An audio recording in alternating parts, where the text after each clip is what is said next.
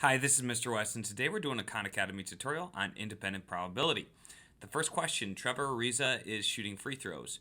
Making or missing free throws doesn't change the probability that he will make his next one, and he makes free throws 70% of the time. What is the probability of Trevor making none of his next 5 free throw attempts? So one thing I want to highlight here is when it says that he each time he has a free throw, it doesn't affect the probability he'll make his next one. That means that is talking about independent probability, which is the title of this activity. And what that means essentially is each one is independent of his other attempt. Now that doesn't always 100% apply in the real world when it comes to free throws, but I would say for the most part with NBA players, because they take so many, each one is independent of the other. So how do we calculate it? Well, mathematics is pretty awesome because of how probability is calculated with independent probabilities. If we have 5 events, okay, in this case it's 5 free throws, how we find the combination that all those free throws happen at once is pretty simple. What we're going to do is we're actually going to multiply those events together. So, for example, if we wanted to calculate the probability that he makes all 5 free throws, really all we need to do is multiply by 70% to itself 5 times.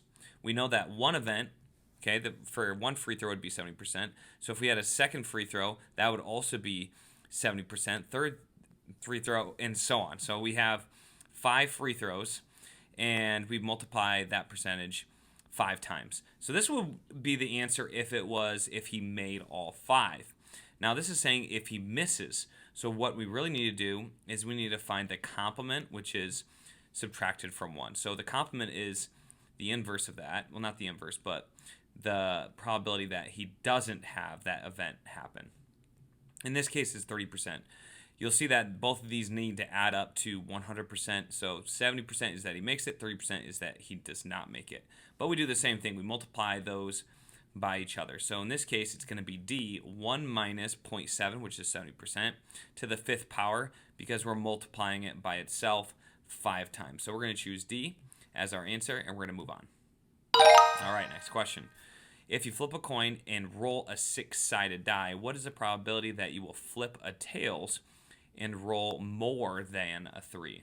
Okay, so we have 2 events here. One is that we have a coin flip, and then we have rolling of the dice.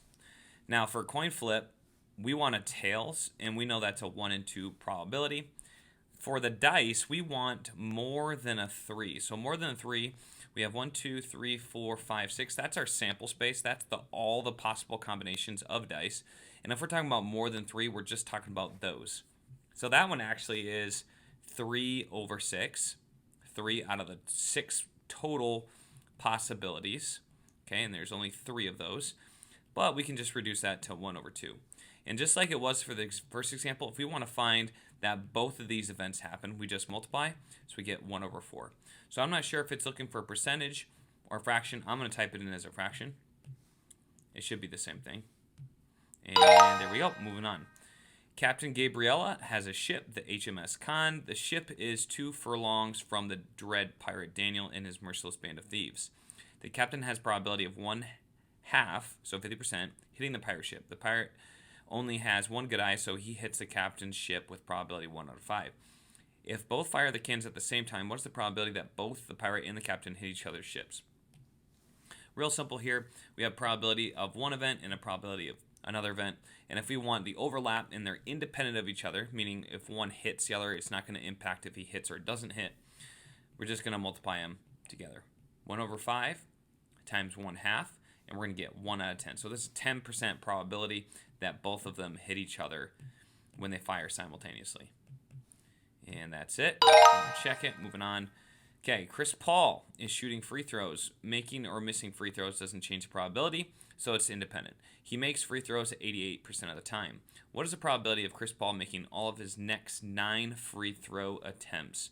This is a great problem here. We already kind of led up to this with the first example, but we said if he has 88%, okay, and this is that he makes, okay, not that he misses. what we want to do is we just want to multiply this by itself 9 times. So that's 1, this is 2, 3, okay, and so on, all the way through 9. Now, don't get mistaken that we multiply. This would be repeated addition, which you don't want to do. You want to repeat multiply, and that is raising it to the 9th power. So we're going to do 0.88 to the 9th power, and that's going to be our answer. Letter C, that would be if it's missing. That would be the complement. But this is if it's making.